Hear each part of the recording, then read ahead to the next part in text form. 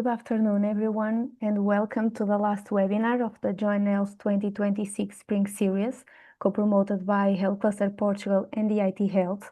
My name is Sara Pereira, I'm Project Manager at Health Cluster Portugal, and with me I have Ricardo Pires from the IT Health InnoStars. These webinars are part of the DigiHealth PT initiative, which is the Portuguese Digital Innovation Hub for Health, that aims to provide support to startups, SMEs, and public organizations in innovation and digital transformation within the healthcare sector. First of all, I would like to thank our speakers today and introduce you to Ana Brito. Ana Brito holds a master's degree in biomedical engineering and a PhD in health sciences with a focus on biomedical sciences. Her expertise includes supporting the certification of medical devices, both at European and US contexts. Currently, she is the coordinator of the Medical Device Regulatory Support Unity at Instituto Pedro Nunes. Inês Urbano holds a PharmD and a master's degree in quality control. She is a medical device regulatory affairs consultant at Instituto Pedro Nunes, bringing specialized expertise in medical device regulation, technical documentation, and quality management systems. And Maria Nascimento. Maria has a background in pharmaceutical sciences, combining strong scientific training with extensive expertise in health technology assessment and market access. Currently at IPN, Maria manages testing and validation activities, focusing on clinical and clinical evidence generation for medical device and digital health solutions on their path to market. So thank you both for being here and for sharing your expertise with us. Regarding the program of the webinar, it will be organized mainly in three thematics. So firstly, Ana Brito will present on preclinical evidence behind the guidelines. Then Inês Urbano will explore the clinical evaluation strategy. And then Maria Nascimento will focus on early clinical validation. We will also have a Q&A session at the end, so please feel free to share your questions or comments using the Q&A tool. And the presentations that the speakers will use will be available to those of you who will request them by filling out the survey that we will share after the webinar. And the recording of this webinar will also be available on the YouTube channel of Health Cluster Portugal. So thank you all for joining us today. And now we will move on to the first speaker, Ana Brito. So Ana, once again, thank you for your participation, and the stage is yours. Thank you. You are muted. Yeah.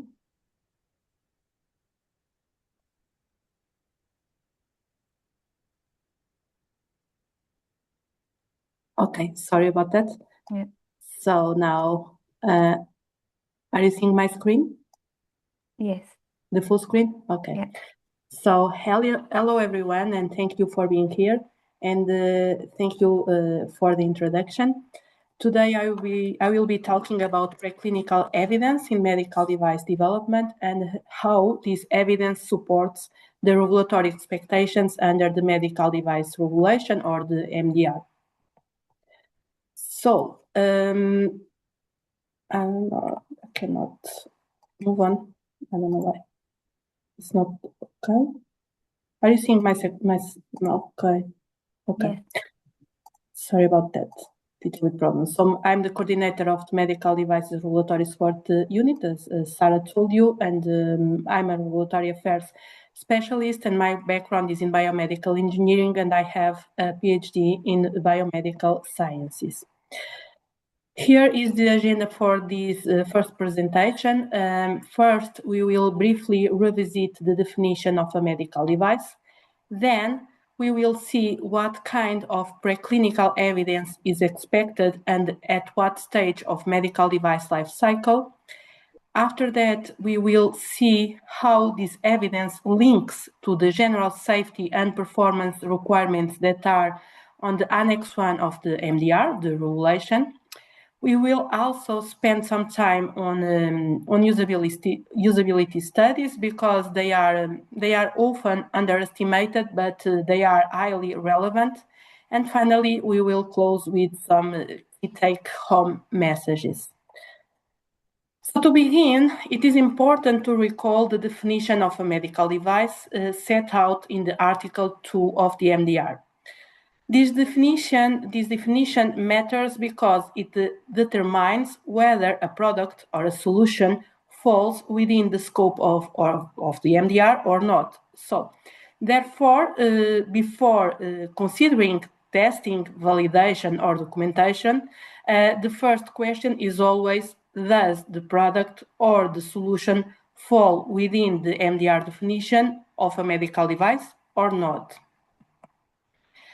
And according to the definition of a medical device from the regulation from the MDR, medical devices are any instrument, but also apparatus, appliances, implants, materials, or softwares, for example, including AI-enabled softwares that are intended for human use and only for human use for one or more of the following medical purposes, specifically for diagnosis, prevention, monitoring, prediction, treatment, alleviation, or compensation of a disease, an injury, or an handicap, or for the investigation, replacement, or modification of an anatomy, physiological process, or pathological process. Also, the solutions or the devices that are intended for control or support the conception are qualified as medical devices under this definition. And to be qualified as a medical device, the product must achieve their intended purpose, not by pharmacological, immunological, or metabolical means. And to understand this overall framework, we will now revisit the medical device life cycle. So, in this context, medical devices should be understood through their full life cycle for sure, and there are several phases in this life cycle, which can include the research, the design, the development, the verification and validation, the regulatory preparation and the regulatory approval, and last but not least, the post-market surveillance. As you can see, positioned in the middle of the development life cycle, the preclinical phase plays a really very important role in the medical device life cycle. Why? Because this preclinical phase bridges design activities and subsequent clinical evaluation. At this stage, at this preclinical stage, the preclinical testing supports key processes such as risk management, helping to identify and mitigate potential risks before the device reaches the patient, while providing essential input for clinical development and planning. So in summary, this preclinical phase is a fundamental step in demonstrating the safety and performance of the device and in supporting the regulatory compliance. Now, let's focus a little bit on preclinical data. What is preclinical data, in fact? Under the MDR Annex 2, Section 6.1, preclinical data includes the results of tests such as engineering tests, lab tests, simulated use tests, but also animal tests where applicable, and also relevant literature evaluation. This preclinical data also includes detailed information on test design, protocols, methods of analysis, summaries, and for sure the conclusions. In this context, some examples specifically mentioned on the regulation include the biocompatibility, the physical, chemical, and microbiological characterization, the electrical safety and electromagnetic compatibility, as well as the software verification and validation, stability and shelf life, and performance and safety. In conclusion, in this slide, the preclinical data is not just about having test results. It is also about having the full rationale and the documentation behind those results. More specifically within the regulatory process for a medical device, where and when will a manufacturer be required to provide preclinical data? As you can see in this diagram, according to the Annex 2, Section 6 of the MDR, preclinical data are an integral part of the device's technical documentation. And, on the other hand, this technical documentation will be subject to assessment by a notified body, except in the case of Class 1 simple medical devices. Also, at an earlier stage, according to the Section 2.3 of Chapter 2 of Annex 15 of the regulation, of the same regulation, the MDR, the preclinical evaluation based on relevant preclinical testing and experimental data should be included in the investigator's brochure, one of the documents regarding the application for clinical investigations to the competent authority, that in Portugal, for example, is Infarmed. So in turn, these clinical investigations, as you can see here in the diagram, aim to generate new clinical data that will form a part of the device's clinical evaluation documentation, as we will see in the following presentations by Inês and Maria. A useful way to think about preclinical testing is to split it into horizontal tests and also vertical tests. The horizontal ones are the tests that are broadly relevant across many device types. On the other hand, the vertical tests are more device specific and dependent on the particular technology or intended use. This distinction helps the manufacturers, the teams, to structure their testing strategy in a practical and risk-based way. Specifically, horizontal tests include usability, performance, interoperability, and compatibility testing. And on the other hand, the vertical tests, which are, as I told you before, more specific to a given type of device, can include, among others for sure, biocompatibility and biological safety, mechanical testing, electrical safety and electromagnetic compatibility, and software verification and validation, which in turn can include unit integration and system testing. But we will briefly speak about each of these tests next. So, starting with the horizontal tests, first, usability is, in summary, is about whether the user interface enables effective, efficient, and satisfactory use in the intended environment. Second, regarding interoperability and compatibility, it is especially relevant when the device works with other products or systems. And here, the manufacturer needs to ensure that this interaction is both reliable and safe. First, in this field of horizontal tests, performance means showing that the device actually achieves its intended purpose. And depending on the device type, this may include in vitro, ex vivo, bench, or animal testing, for example.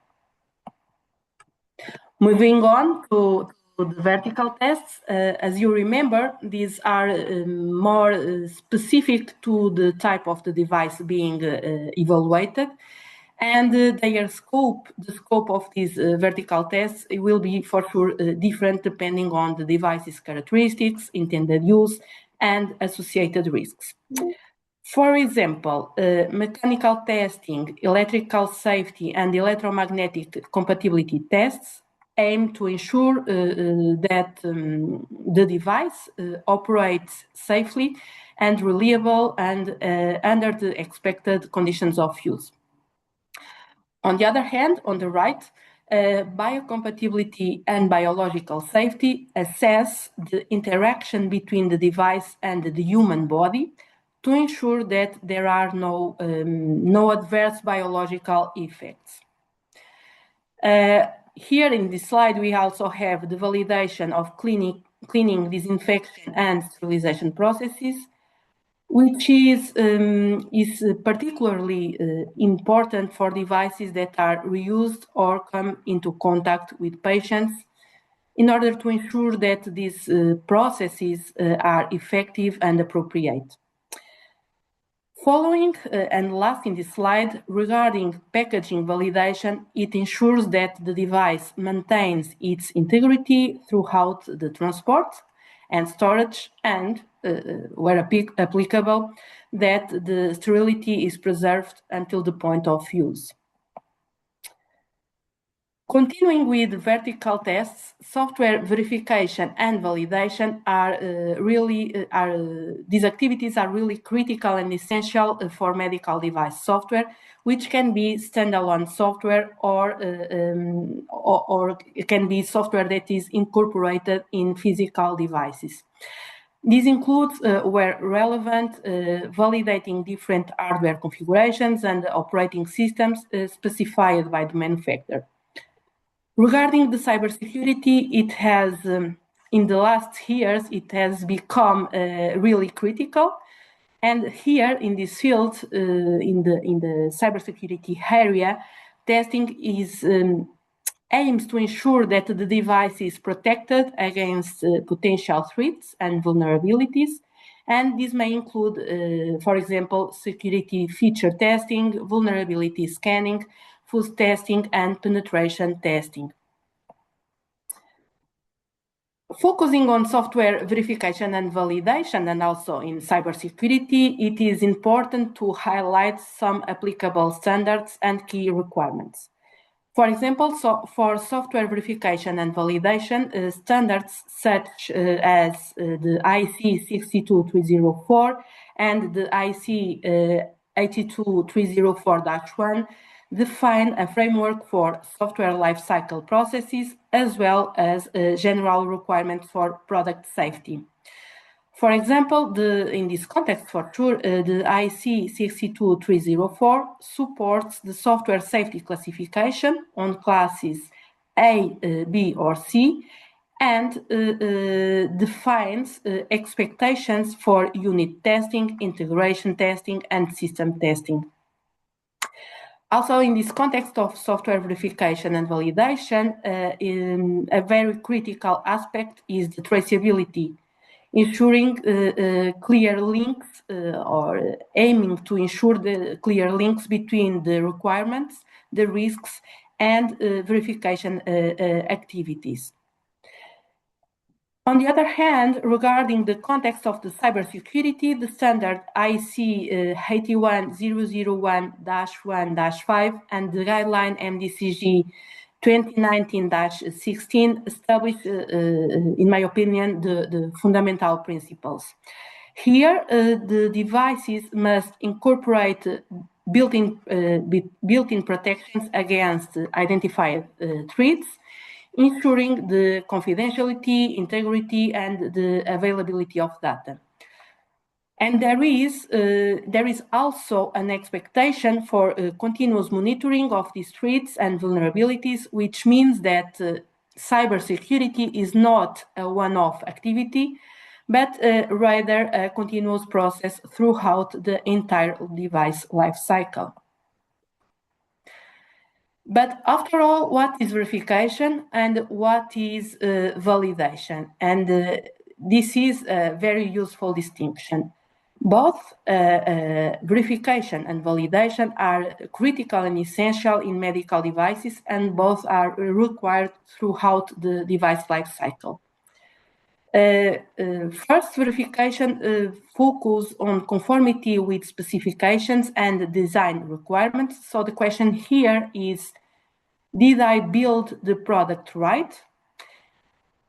In the other hand, validation focuses on whether the final device actually meets user needs and intended use. And the question here is, did I build the right product?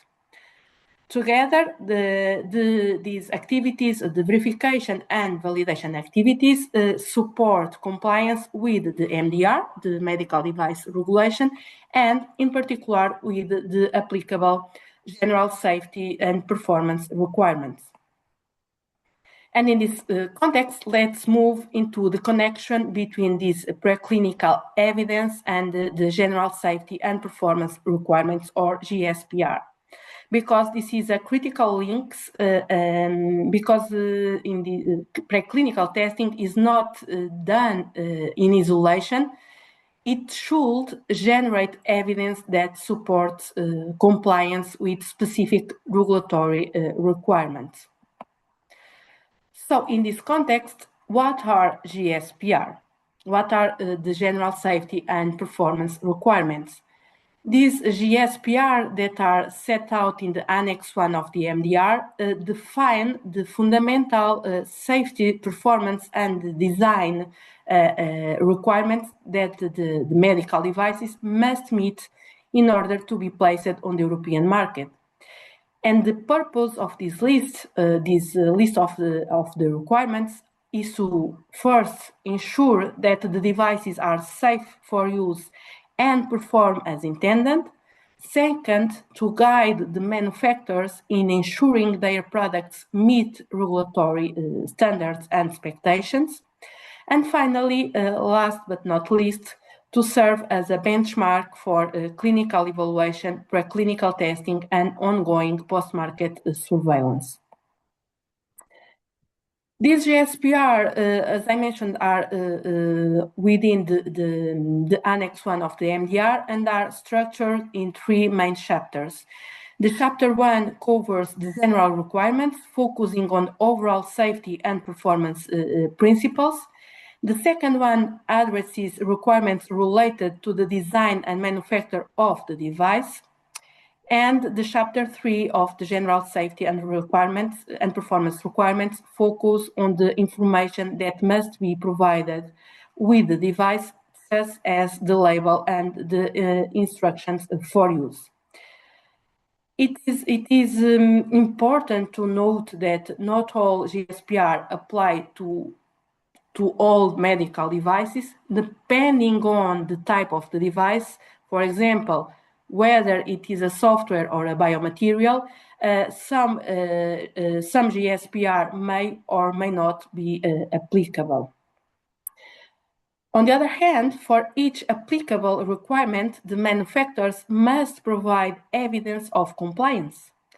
And this evidence can take different forms, but can include preclinical data, which plays, as you can understand, a key role in demonstrating that the device meets the relevant safety and performance requirements.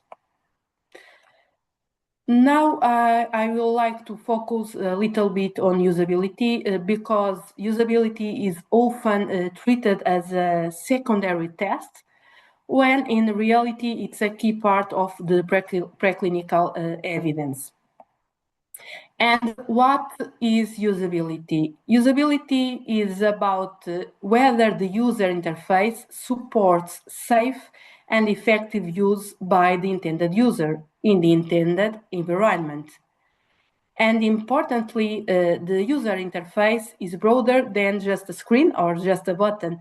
It includes this user interface, everything that user interacts with, including, for example, the instructions for use of the device. And there are several reasons why usability is really important in the medical device context. First, it is an explicit regulatory expectation under the MDR. Second, it is directly linked to the patient and user safety, and sometimes, as you know, the user is also the patient. Third, it is really connected to risk management, and finally, usability ensures that the device is intuitive and effective for the end user. And in my opinion, the most important message here is that usability should start early and should be treated as an iterative process and not only as a final stage test. This slide aims to show that usability is not separate from the MDR. In fact, it is a requirement on it.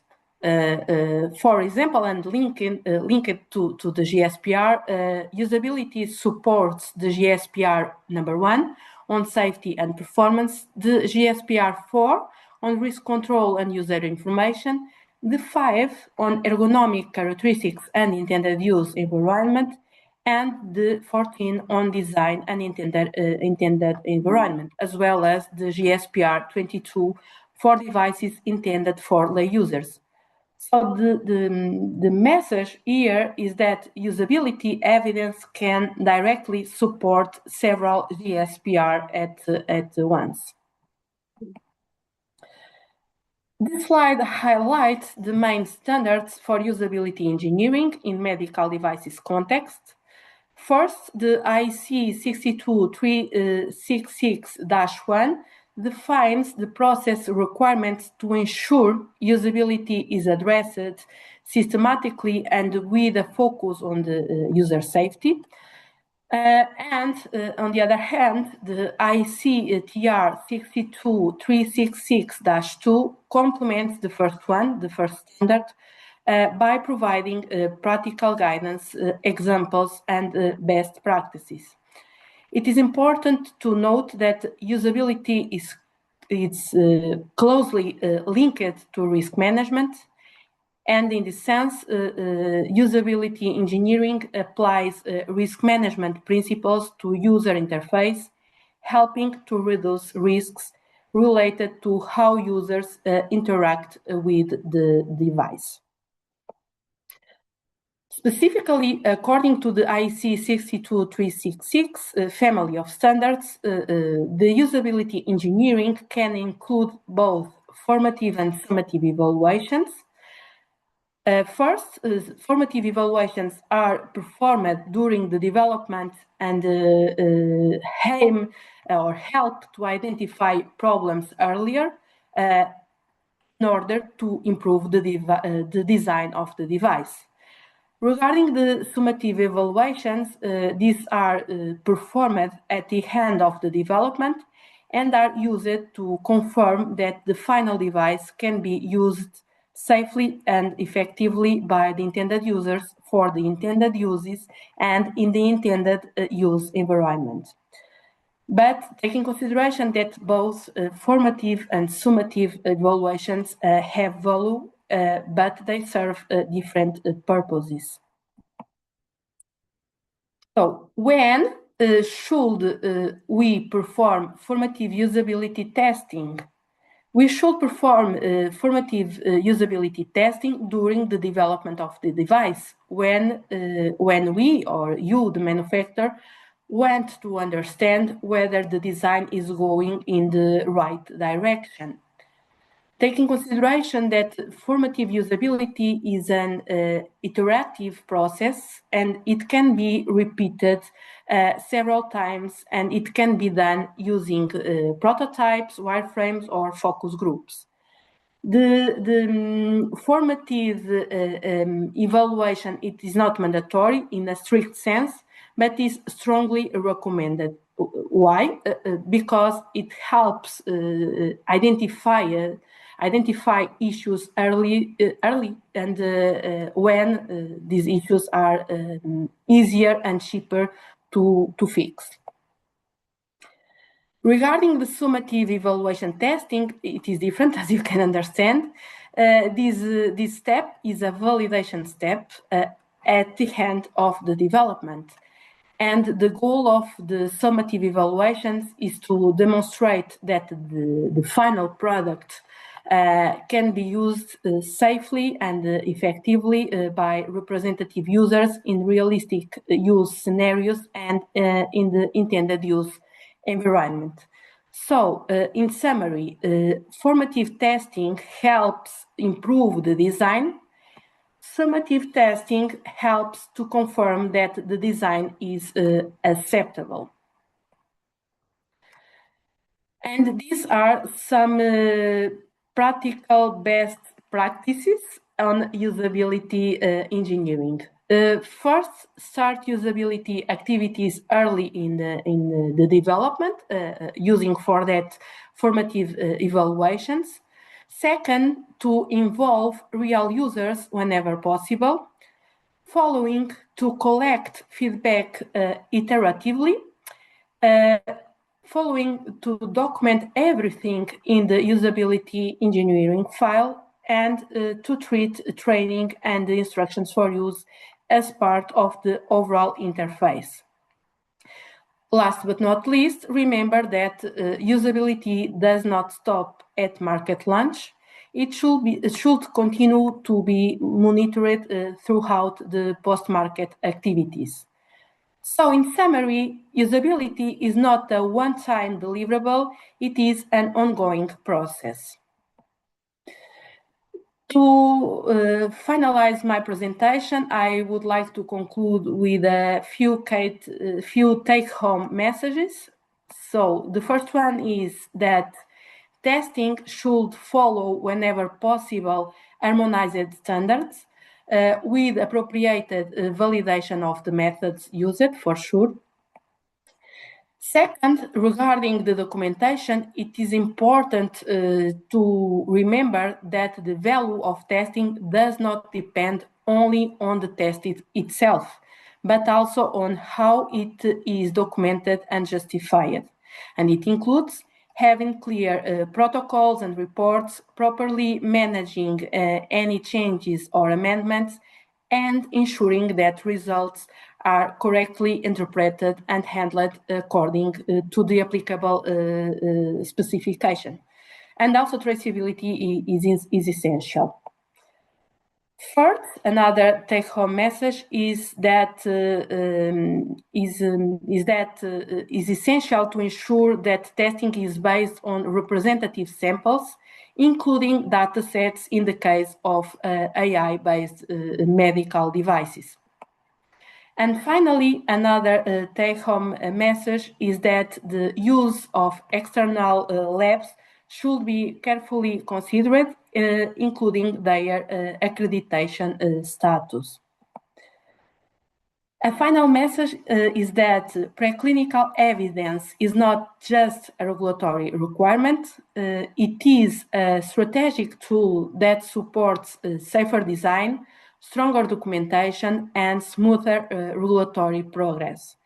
It should be this preclinical phase planned early, tailored to the device, and clearly linked to the risks, intended purpose, and the applicable GSPR. So these are my contacts if you have any questions, and we can move to the following presentation. Thank you.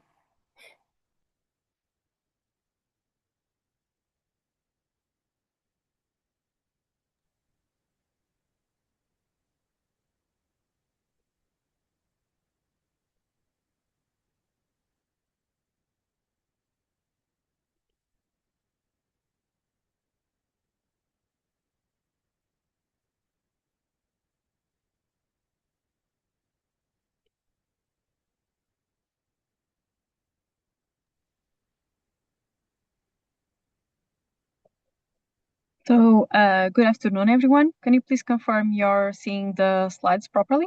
Yes. Yeah, great. Thank you. So, thank you for being here. My name is Inês Urbano, and today I'll be speaking about the clinical evaluation strategy under the EU MDR. I've been working with medical devices for over 7 years now. I've worked in development, quality management, regulatory, and clinical evaluation. And today I want to share something that I don't think is theory, but the main points regarding clinical evaluation that most manufacturers encounter. So clinical evaluation is often seen as a regulatory hurdle. It's something that we do at the end because we have to. Well, I'd like to challenge that mindset. Clinical evaluation, it should not be just a document. like the preclinical data Anna was just talking about, it should be a strategic process that starts really early and evolves over time. It has direct impacts on development decisions, timelines, costs, and in the end, whether your device can go to market or not. To support this, I'll present in three main topics. The building of a risk-aligned clinical evaluation strategy. We're going to talk a bit about literature because there's a lot of problems with the notified bodies there and how we're going to build a robust clinical evaluation report. And then at the end, how we merge all this information, how we integrate the post-market surveillance, the post-market clinical follow-up, and the evidence generation in a clinical evidence lifecycle. But first things first, and why do we need a clinical evaluation? The MDR on Article 61 says that the clinical evaluation is the confirmation of conformity with relevant general safety and performance requirements, the ones that Anna was just talking about.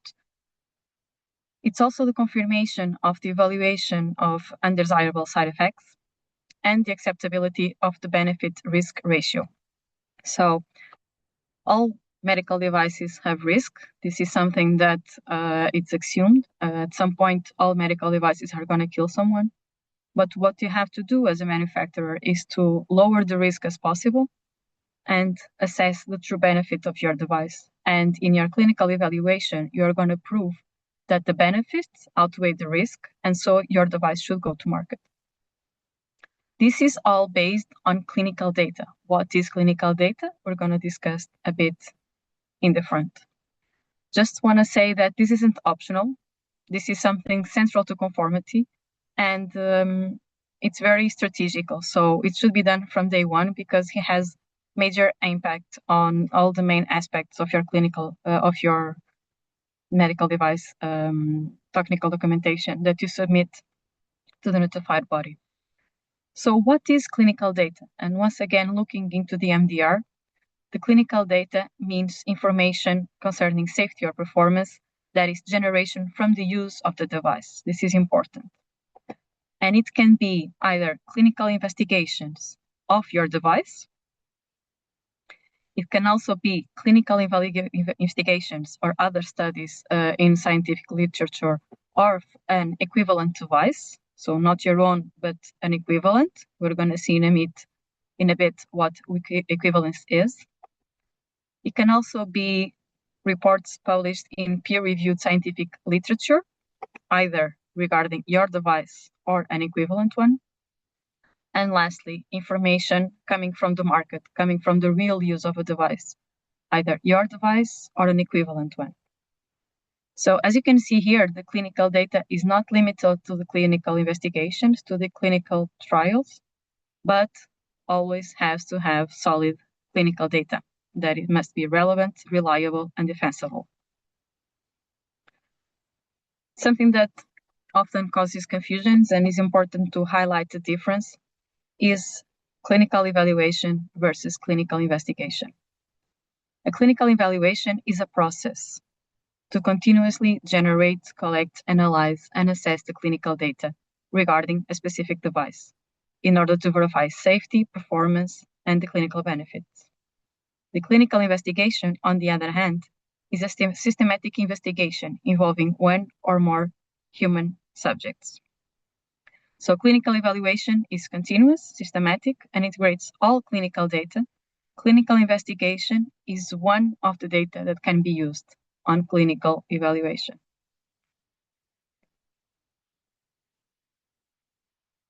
The medical device regulation gives us several pathways that we can use for the clinical evaluation. We can use the clinical evaluation shall be used on clinical data, and as we have been talking so far. But we also have a small exception that we're going to talk in a bit.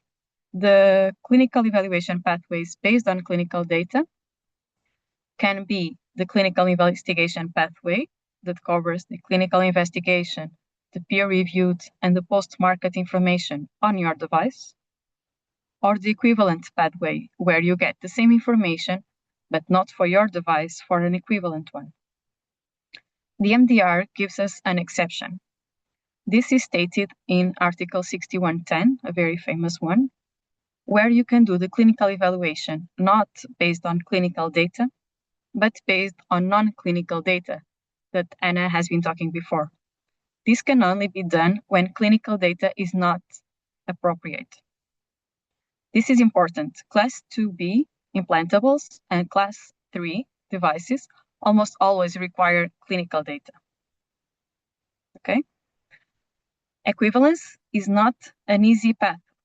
You have to have a lot of information that supports your equivalent device, and so shouldn't be treated lightly. You're going to talk about it in a bit, but there's a lot of discussions with the notified bodies and lost time when manufacturers use this route.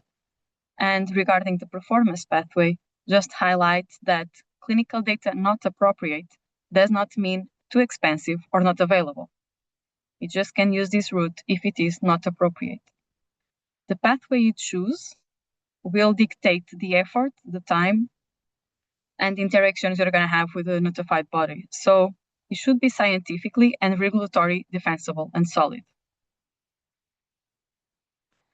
The equivalence pathway says that equivalence must be based on clinical data relating to a device for which equivalence can be demonstrated. And this demonstration has to be based on three main points. Technical equivalence, where the devices have to have similar design, conditions of use, specifications and properties, deployment methods, and similar principles of operation. It should have a biological equivalence, where you have to have the same materials or substances, the same contact with the human tissues or body fluids, and similar release characteristics of substances, if any.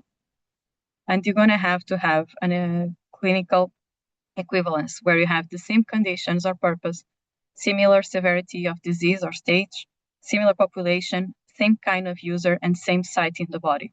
This is something that is expected to be changed in the next revision of the MDR and should be lighter, but at this point it's quite difficult to find a device that is equivalent to your own with all the three aspects. You can use this pathway for Class 3 and 2B implantable devices, so you don't have to do the clinical investigation, but you must have the full technical documentation of the equivalent device. This is something that usually can only be done if the equivalent device is from the same manufacturer, or if the manufacturer is, for instance, in the same group. The performance pathway that's ruled by MDR Article 6110, as I said before, can only be used when clinical data is not deemed appropriate. And it requires a justification based on the manufacturer's risk management, so it should be used only for low-risk devices. It should consider the specifics of the interaction between the device and the human body. And here, please be aware that this doesn't mean that devices that contact the body can't follow this pathway. They can. For instance, it's very common, this pathway for surgical forceps. And on the other hand, it does not mean that devices that don't have a direct contact with the body can follow this rule, like VR goggles. If you have a video or you have a medical device in the goggles that interacts with the brain and changes how the brain, the physiological states of the brain, then it isn't interaction with the body, even if not direct. And so this device shouldn't follow this path. You should also justify that you can use the rule based on the clinical performance included and on the claims. As I said before, this means that the demonstration of conformity with the general safety performance requirements is based on the results of the non-clinical testing alone. The clinical evaluation process, as I said before, it's a process.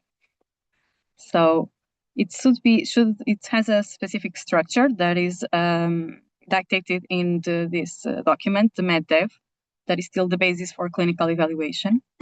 And we start with stage 0, where you define the scope and plan the clinical evaluation.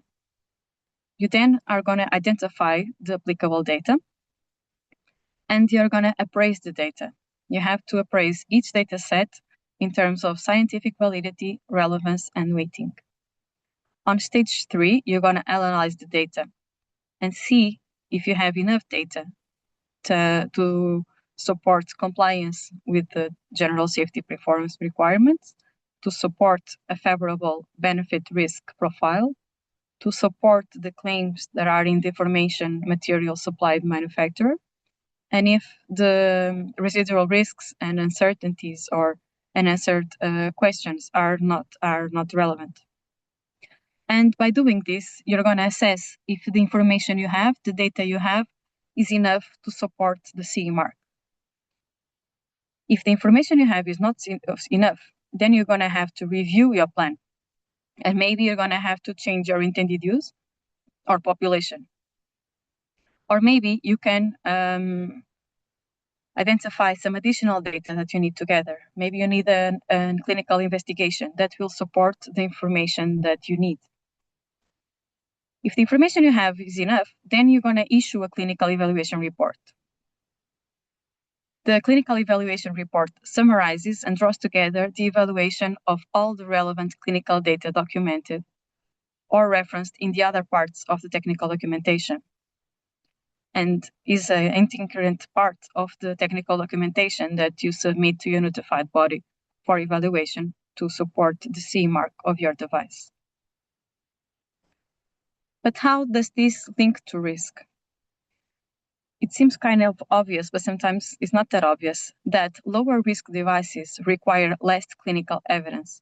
And the opposite, high risk devices require higher level of clinical evidence.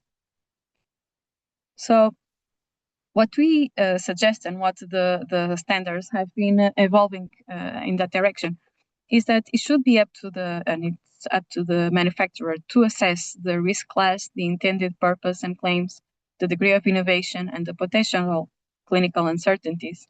And based on that, define what he or she finds as enough clinical data or clinical evidence. So the real question is not, do I need clinical information or do I need clinical data?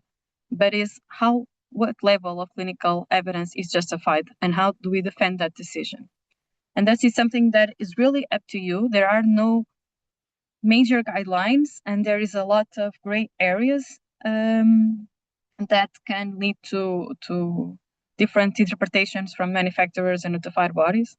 So it's very important that you take some time here because you may be either shooting too high and spend too much time and too much effort on clinical evidence that you really don't need, or you either can spend too little effort on your clinical evidence and then you're going to have problems with the notified body and delay your entrance to market.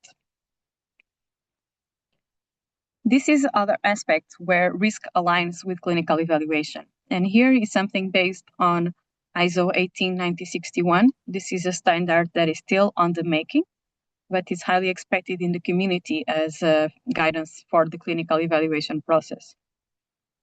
And this ISO says that in the clinical evaluation, the process should start really early in development. It should evolve during design and validation and continue throughout post-market life. In the early stages of development, you're going to define the therapeutical need and the clinical context to establish a solid clinical rationale for developing the device. You probably are going to do some preliminary literature research also. In the mid stages, you're going to evaluate the existing evidence and probably do some more rigorous literature research and identify some gaps. And then you're going to decide if you need any additional clinical data. In the late stages, you're going to ensure that everything's ready to enter market. And you're going to plan the post-market activities. In the post-market, you're going to do an ongoing evaluation where you're going to monitor and evaluate the real-world safety and performance and reassess the benefit-risk profile as new data comes to life and ensure long-term clinical effectiveness. So in here, you can see that in the beginning, you have little information, rather on risk or on clinical evaluation. And these two processes keep feeding each other and growing as the knowledge on the device grows. And on the post-market phase, you're going to have a lot more information and a lot more solid risk management and clinical evaluation that support the safety and performance of your device. So on the second topic, we're going to talk a little about literature. This is important because for many devices, it is the largest source of clinical evidence. So what does a robust literature strategy means? And once again, we look back to the MedDev, and we see that for a robust literature strategy, we're going to have a systematic, objective, and reproducible search that must be planned, documented, and reproducible, and not retrospective. It should cover favorable and unfavorable data. A compliant literature search strategy must ensure balanced evidence, not only data supporting the good side of the device, and should be clearly linked to the intended purpose claims, the state of the art, the risk management. You're going to support the identified hazards and risks and the benefit risk determination, and also the equivalence. You have to ensure that the device is truly similar in sufficient quantity and quality and supports safety, performance, and clinical benefits. What do notified bodies look when they are looking into your literature search protocol? They're going to focus on the selection of search database and certification for their use. You should use a comprehensive number of databases and should be scientifically valid. The methodology applied, the search terms that should cover all the intended use and all the claimed conditions, indications. You're going to look into the search dates and why you select that dates ranges. You're going to see your inclusion and exclusion criteria and see if their scientific rationale is solid. They're going to see the processes for identifying information from additional sources, for something like internet searches on unpublished data that can give you a lot of relevant information. They're going to see the methods for identifying relevant clinical practice guidelines and state-of-the-art medical and industrial practices. Usually these come from internet searches and unpublished data. And lastly, notified body is going to see if data collection and management plan to ensure completeness, traceability, and reliability of results, including the identification of duplicate data. But how does it all come together? How do you integrate your post-market activities, your post-market surveillance and post-market clinical follow-up, and evidence generating in a full clinical evidence life cycle? So it all starts with risk evaluation. Risk evaluation is a foundation and recurring input to the clinical evaluation process. It includes the identification of hazards, estimation of risks, evaluation of residual risks, and definition of risk control measures. It can be updated based on the conclusions from the clinical evaluation or from new safety or performance signs identified through the post-market activities. The clinical evaluation plan is developed based on device characteristics and identified risks. It defines the clinical objectives and the intended clinical benefits, the safety and performance endpoints, the target patient population, and indications, and also benchmark derived from the state of the art. It is a living document and may be reviewed when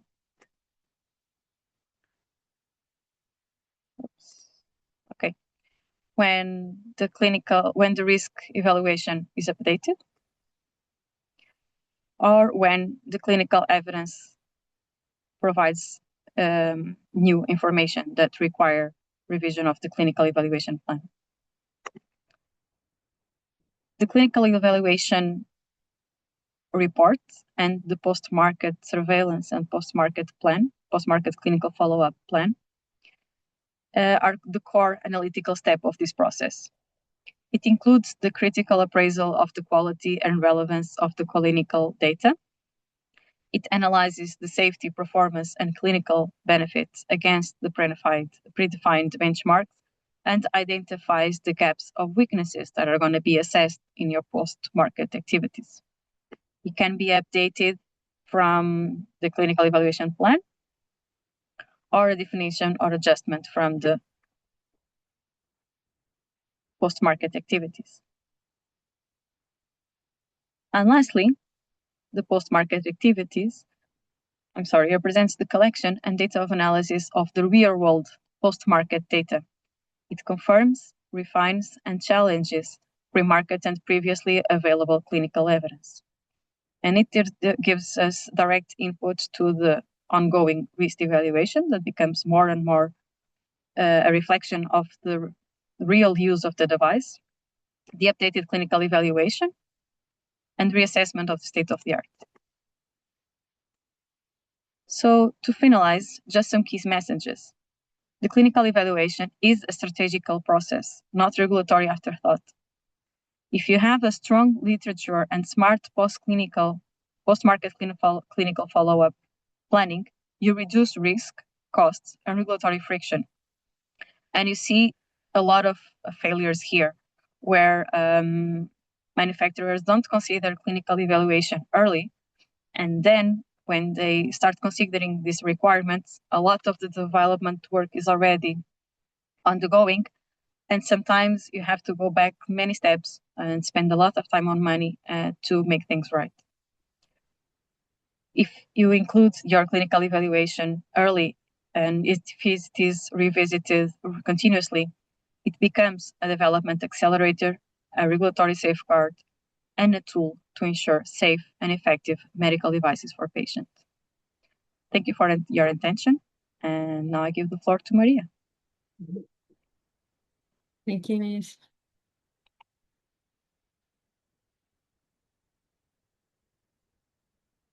May I?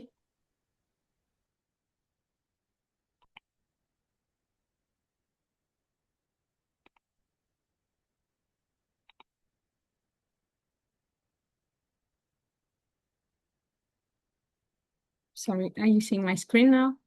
Yes? Okay.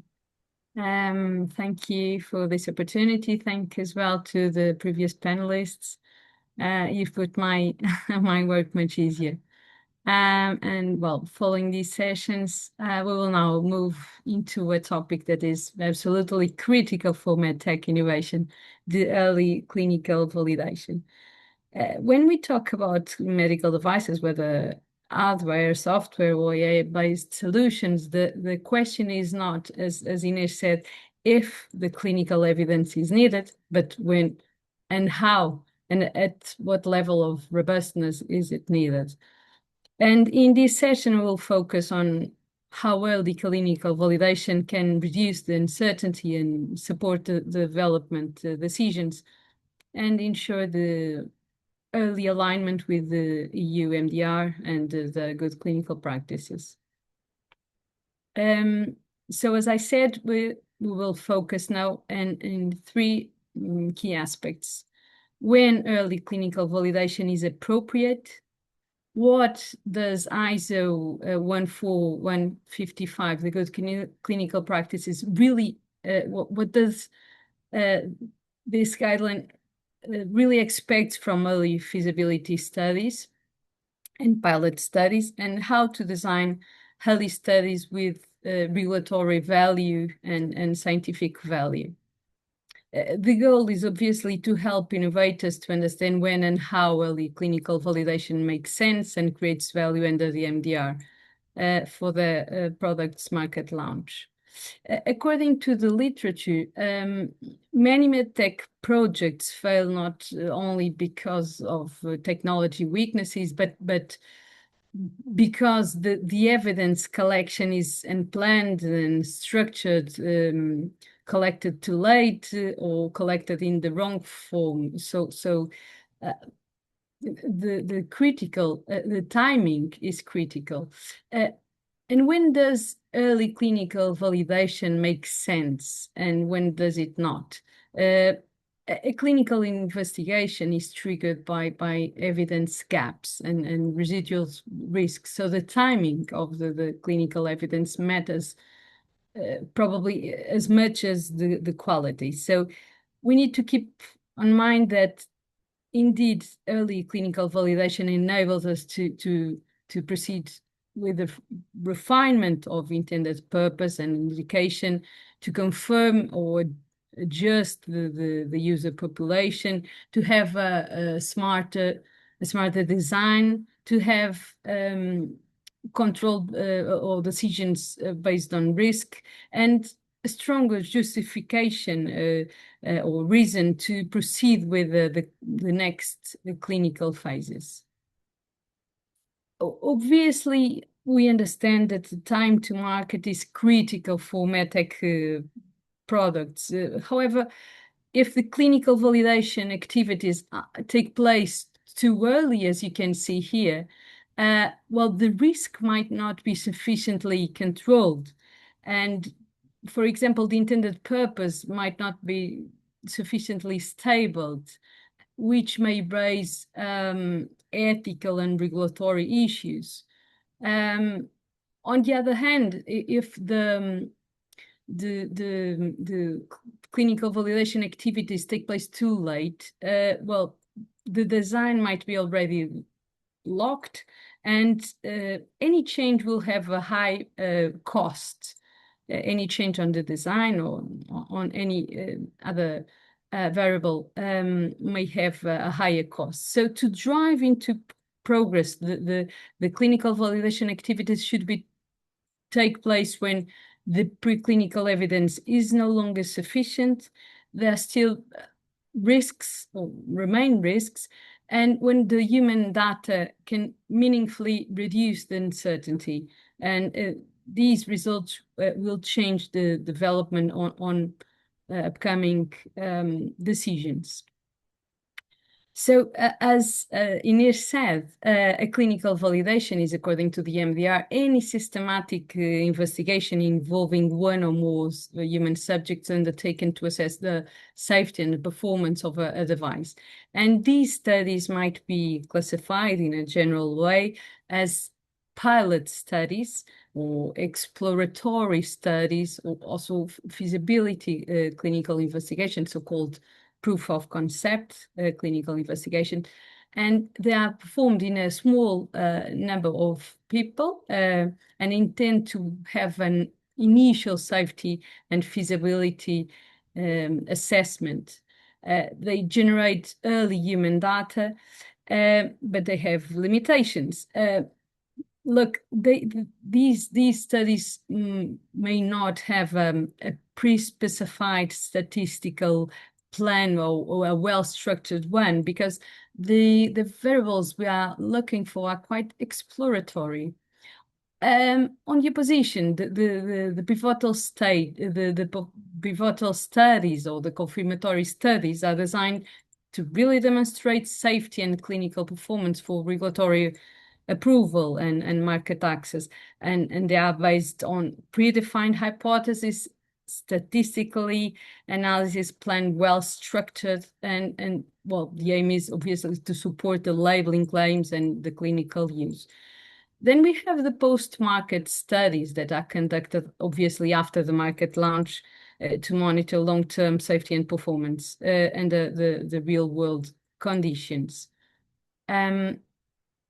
According to the MDR, a clinical investigation is mandatory for high-risk medical devices, implantable medical devices, and class 3 medical devices, with a couple of exceptions that we can look for. Well, we will briefly go through it in the next slide.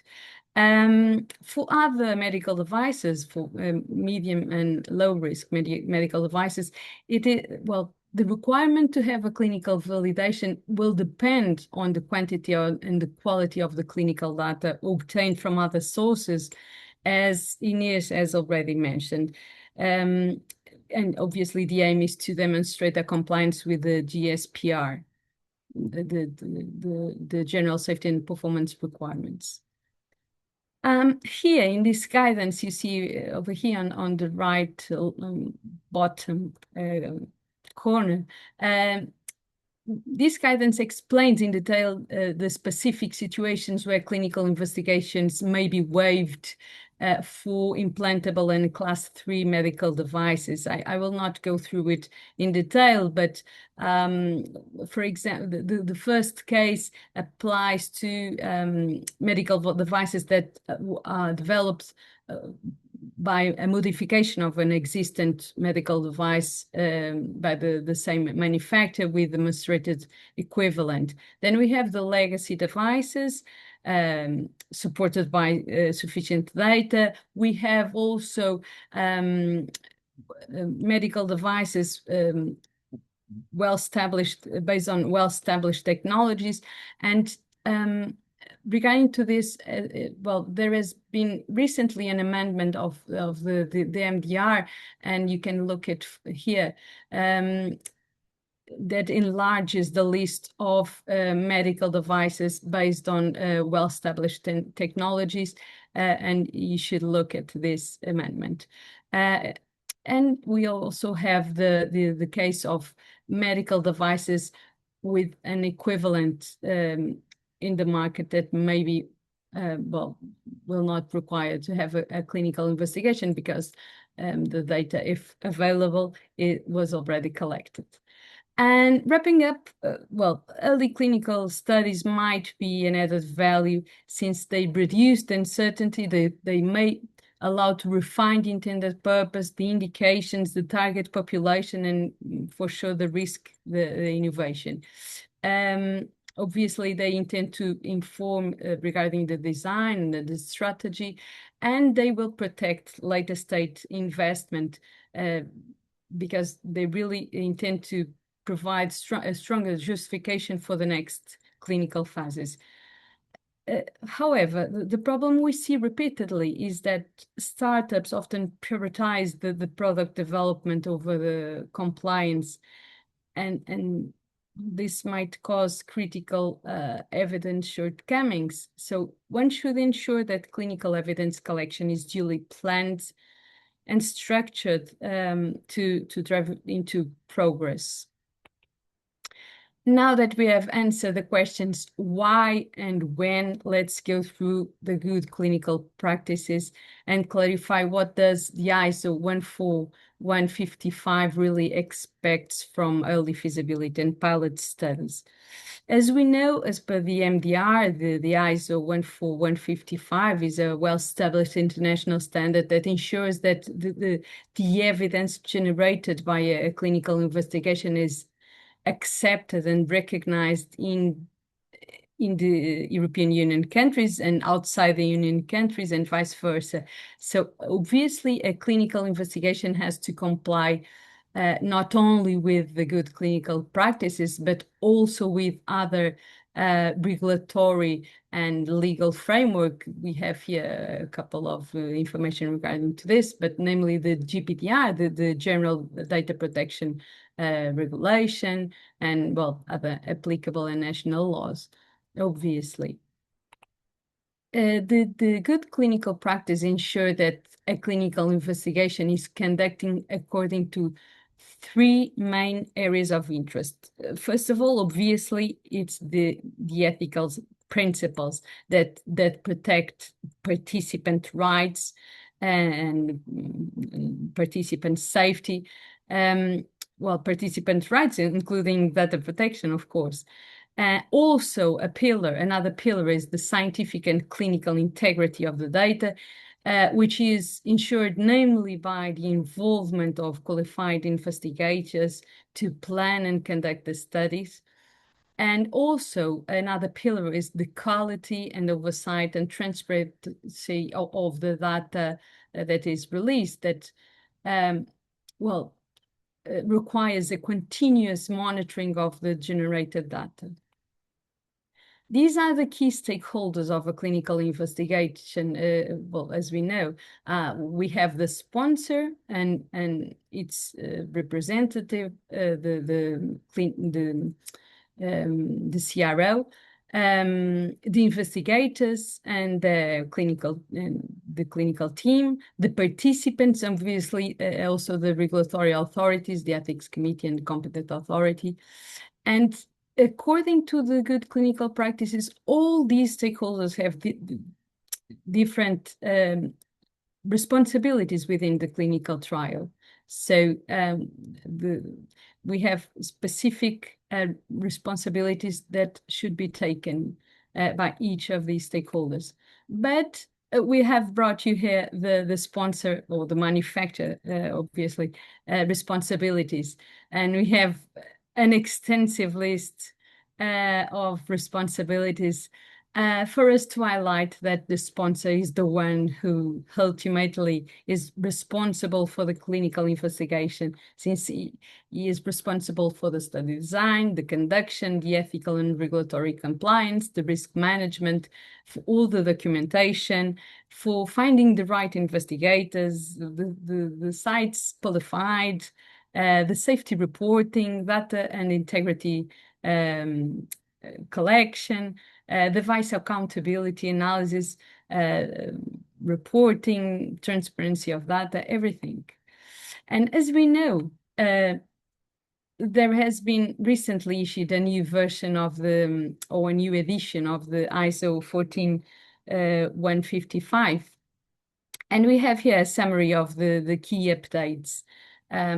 Basically, we have a stronger risk management framework with a clear distinction between the device risks and the procedure, the process risks.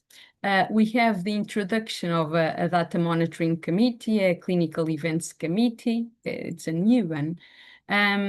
We have a stronger emphasis of the statistical plan requirements that follow now an ICH E9, or should follow this ICH E9 regarding the statistical analysis.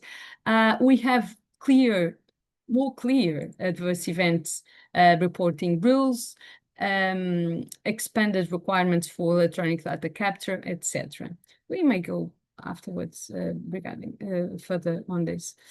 Now, typically and independently on the clinical development stage, we have a three-step approach for the clinical investigation. It starts with the startup phase, in which the clinical team and the sites are identified, in which the documents are prepared, and the submission package is, the regulatory authority submission is conducted. Then we have the enrollment phase. Once the study is approved by the regulatory authorities, and we have the recruitment, the data collection, and the monitoring activities within this phase. And finally, we have the closeout phase with the database lock. After the last patient, last visit is included, happens. We have also the analysis and the reporting. Everything that is listed here is the sponsor responsibility. Of course, the sponsor may delegate on the CRO, but it's his responsibility. Here we have in detail the study submission package list with all the documents that are required.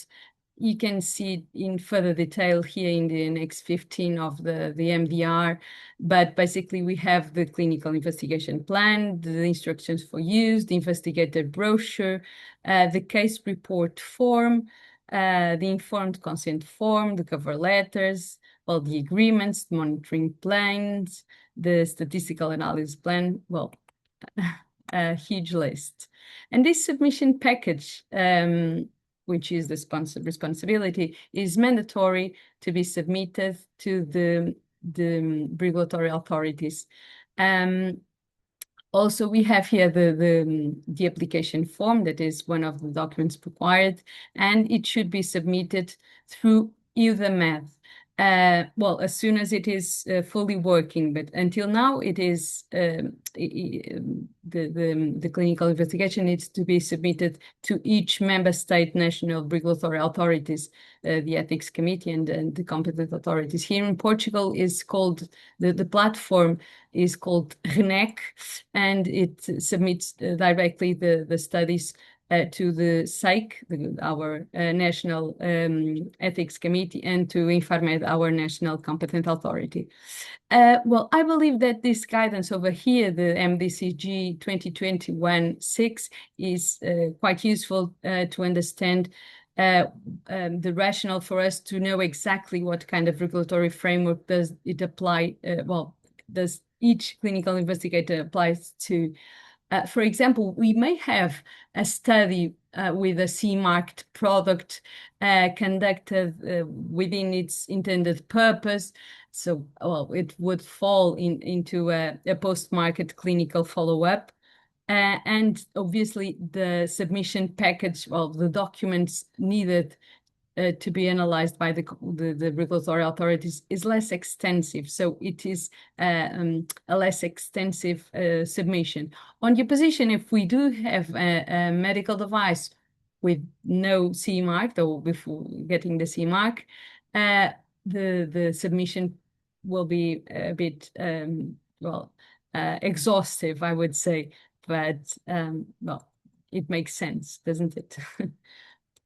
Well, at least the Portuguese competent authority, Infarmed, has also this information available in a quite comprehensive way. I may share it with you if you need afterwards. So wrapping up, what does ISO 14155 really expect from early studies? Well, early studies are not confirmatory studies, pilot studies. However, they need to have a clear study rationale.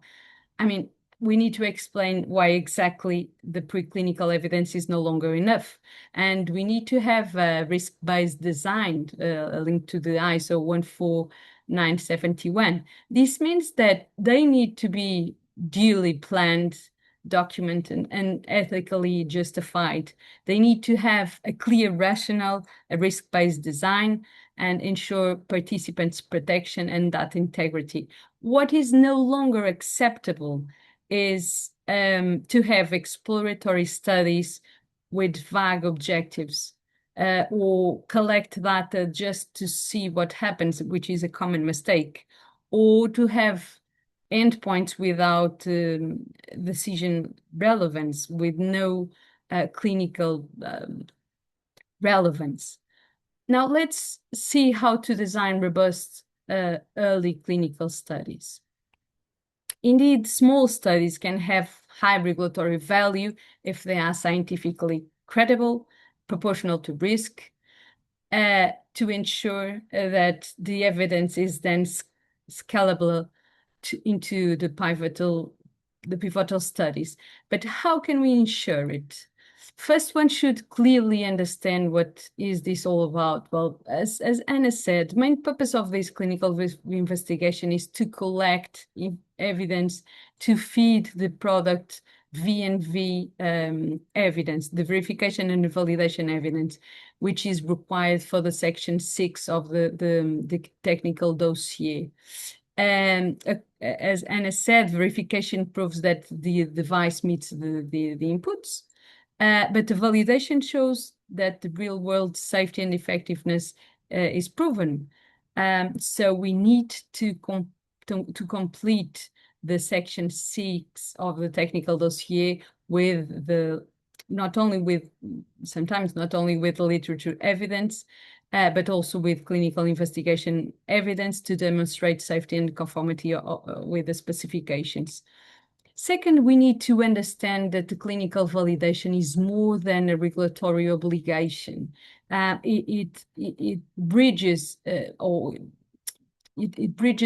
clinical validation gap.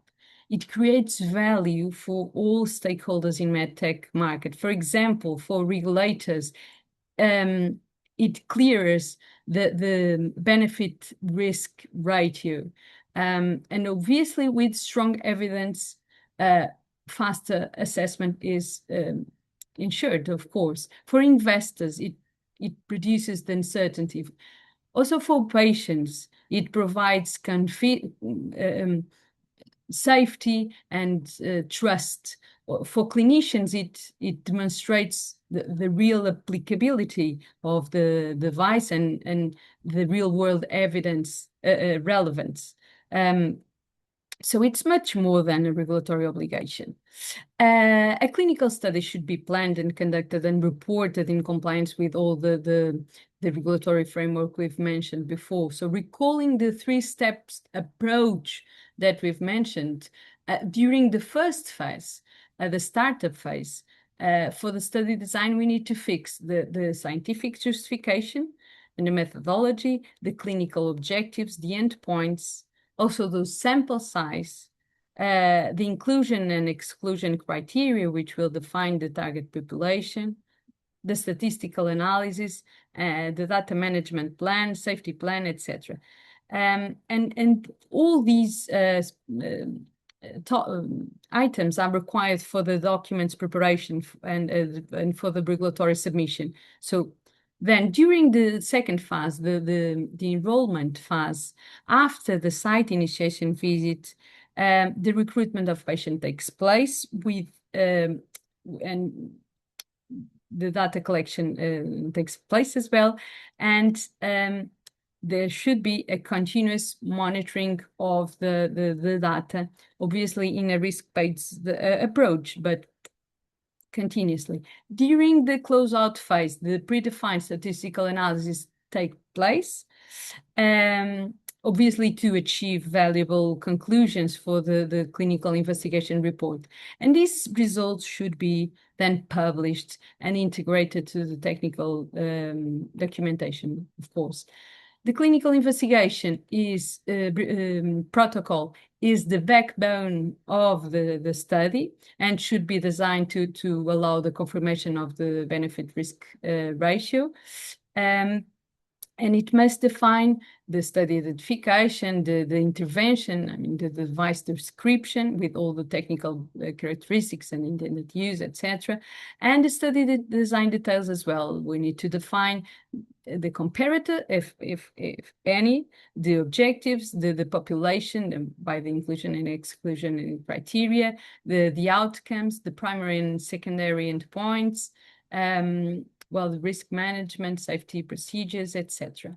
Several factors are important when designing a clinical investigation protocol. And we need to consider well-established hypotheses, objectives, hypotheses, and endpoints. Objectives are, well, define the clinical question aligned with the device clinical purpose. So it defines what is the study trying to demonstrate. These are the objectives. Then the hypotheses that formalize what is tested and translate the objectives into testable statistical statements. I mean, if the test intends to prove superiority, non-inferiority, or equivalence of a medical device against the standard of care. Then we have the endpoints that provide the measurable evidence to answer the question. They intend to measure how is the objective measured. They need to be clinical, meaningful, direct, linked to the identified risks, and useful for regulatory and design decisions. These endpoints need to be specific, measurable, achievable, relevant, and time-bounded, the SMART rationale. And on the other hand, to avoid the development of devices technically brilliant, but with no clinical use usefulness, besides the clinical performance and the safety metrics that we've just spoken, there are also other valuable endpoints to be considered. Not mandatory, but highly recommended to have clinical utility indicators to assess the real world impact of the tool, of the solution. For example, we need to assess the efficiency, time saving in the clinical practice daily routine, the impact on the patient-reported outcomes, the impact on improvement of clinical decision-making, the impact on human errors reduction, the user acceptability, and of course, all these will improve the cost-effectiveness ratio of the solution. So besides the technical performance and the safety, it is important to have these clinical utility indicators also assessed in our clinical investigation. So wrapping up, why, when, what, and how to collect early clinical validation. Why is to reduce the uncertainty before decisions become irreversible. When the preclinical evidence is no longer sufficient and when all the variables gathered to proceed. What to plan fit for purpose early clinical data, and how to design scientifically reliable studies to ensure scalable evidence. As mentioned, the problem we see repeatedly is to prioritize product development over the compliance, and aligning innovation with regulatory evidence ensures smooth market approval and patient trust. A clear regulatory roadmap helps anticipate evidence needs and avoid rework. On the other hand, when clinical validation is integrated early into product development, it reduces costs, accelerates development, and increases investor confidence. So the early action is strategic to ensure a successful market launch. I'm sorry. To conclude, early clinical validation should be seen as a strategic investment. It strengthens regulatory approval, supports evidence generation, and paves the way toward a successful market entry. Thank you for your attention, and I will be happy to answer any questions. You can also reach me at this address.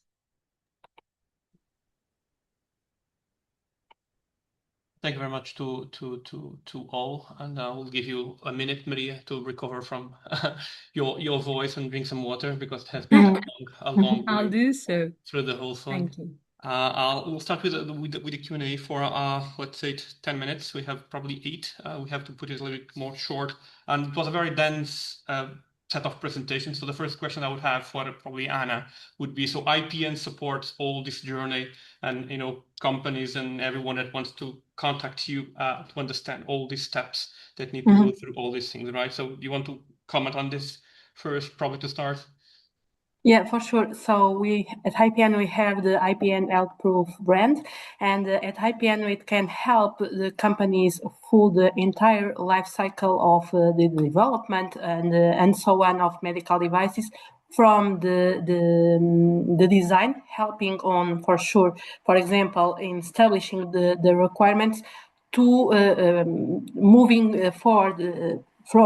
Including some preclinical tests like the integration and system tests, and last but not least, we can also help the companies on the development of the technical documentation that, as I told you, I mentioned it before to you. It will include all this information about preclinical data and also clinical data, which can include data from clinical investigations. Okay, thank you very much. I think it's a very, very relevant positioning Yeah. and support for the companies. So you mentioned on your, I believe, on your take-home message about harmonized standards. And my question would go on alignment of what are these harmonized standards that you mentioned, and what should companies, if there's an harmonized standard, there is not an harmonized standard for a specific test, and you mentioned probably some of them. What should the companies do?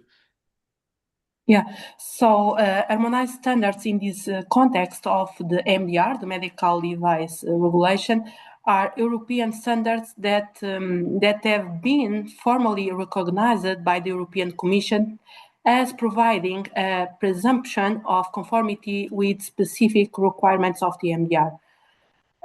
These standards are published in the official journal of the European Union, and when a manufacturer applies correctly, for sure, an harmonized standard, it benefits from a presumption of conformity with the applicable GSPR that are covered by this standard. However, I think that the second question is, or answered your second question, if there is no harmonized standard for a specific kind of test, this not prevent that test from being performed, for sure. In that case, the test method should be defined and justified based on the state of the art and also risk management, intended use, performance claims, and also relevant non-harmonized standards that are considered state of the art. So, in summary, if no harmonized standard exists for a specific type of test, the test can still be performed, needs to be performed, provided the approach is technically justified, risk-based, traceable, and well documented. Thank you very much. There is a common misunderstanding or confusion on the software classification versus the device itself, the device risk, right? Yeah. So when we look at the software safety classification under the IEC 62304 and directly related to the medical device risk classification, so according to the rules of Annex 8 of the MDR, I mean, what is this kind of distinction that one should keep in mind between these two things, because they are not the same thing, right? No, they are not the same, and this is a really good question. So the medical device classification under the classification rules that are on the Annex 8 of the MDR determines the risk class of the device as well, as a class 1, 2A, 2B, or 3. Regarding the software safety classification, under the requirements of the IEC 62304, and here we will classify the software as a class A, B, or C. This classification is related to the potential impact of a software failure on the safety of the patient, user, or another person. So there is no automatic one-to-one mapping between, for example, a class 2A device and a class B software, or a class 3 device and a class C software. However, there is, as you can understand, an indirect relationship, and higher risk devices often include software with more critical functions, and sometimes higher risk devices are class C softwares under the IEC 62304. So, in summary, the MDR classifies the device. IEC 62304 classifies the software safety level. They are related, but they are not the same. Okay, so and probably aligned with this part of the software verification and validation, there's a question here from the audience. Mm-hmm. So in terms of software verification and validation, are there any specific regulation for medical devices using AI features or components? So it's kind of a very common question, right? So, as you probably know, in the European Union, the AI-enabled software qualify as a medical device because these products qualify from the beginning as medical devices. So, the MDR will apply. and therefore software verification and validation must demonstrate the compliance with the MDR and specifically with the applicable GSPR under the MDR. But in addition, in that case, the European AI Act will also apply. And this other regulation is, as you probably know, an European horizontal regulation for AI systems, and will introduce some risk-based requirements for AI, including for AI systems classified as high-risk AI systems, like the AI-enabled medical devices, unless class 1 simple devices. These ones are not classified as high-risk AI systems under the AI Act.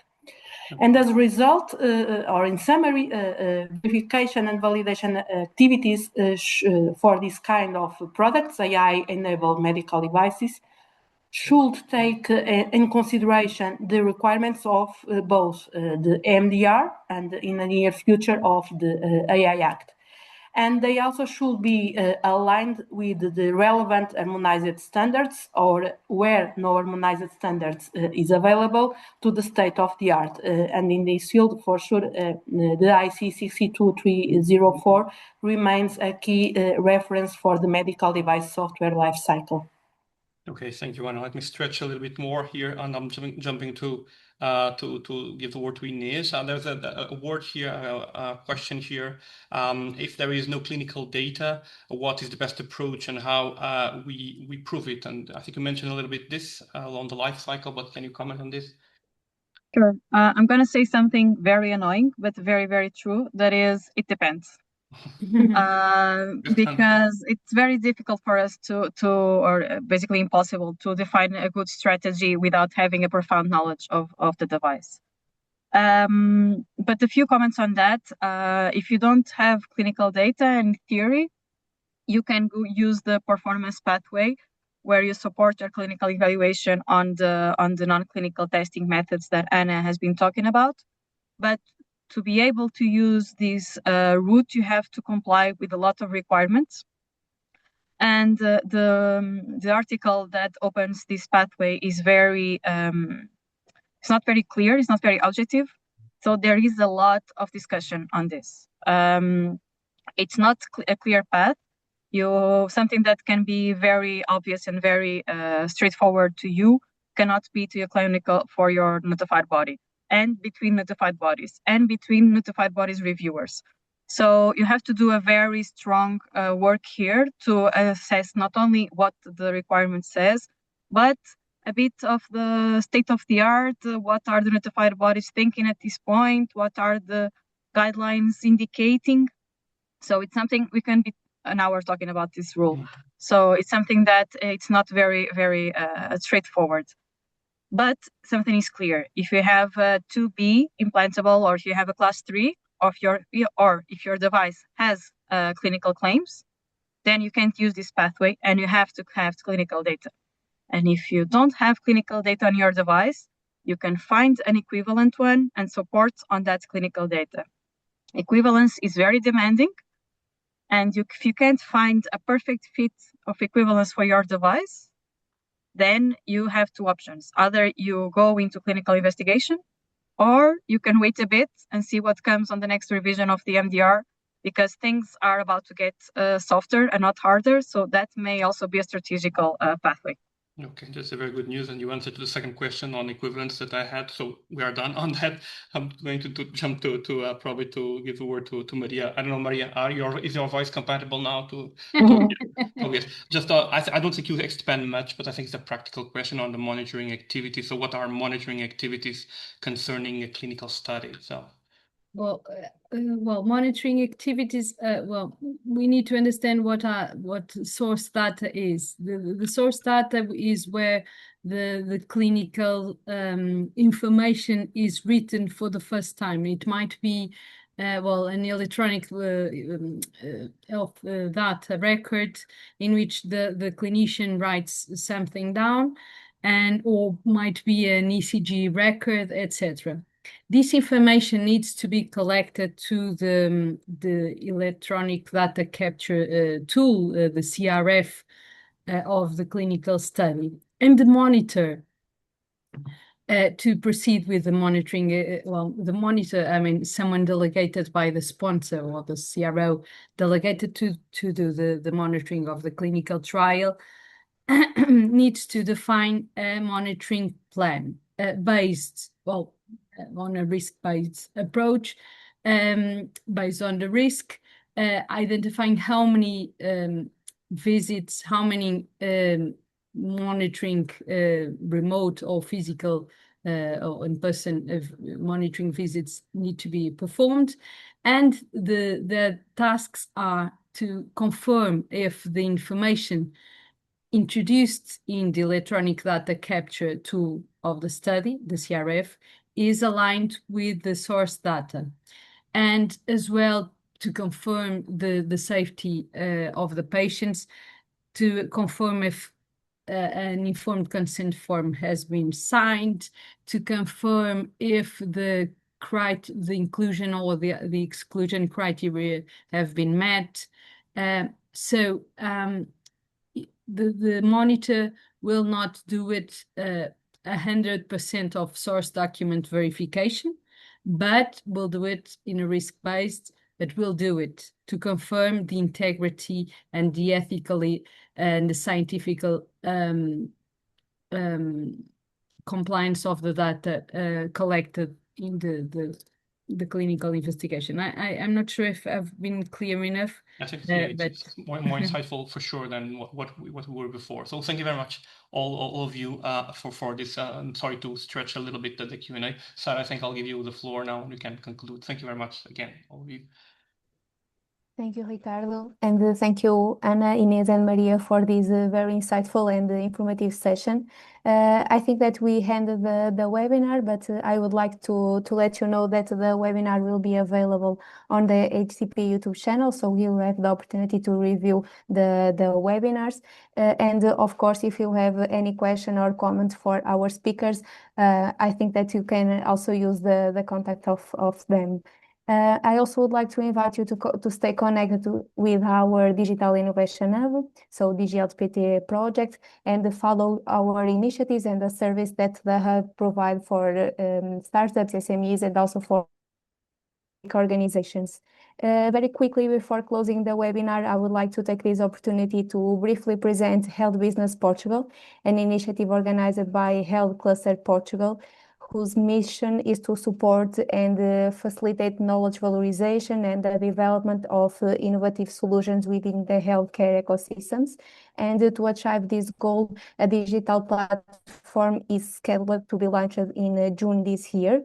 And this platform will centralize information regarding the health innovation ecosystems. In particular, the platform will include a mapping of some indicators and key metrics for more than 1,000 entities.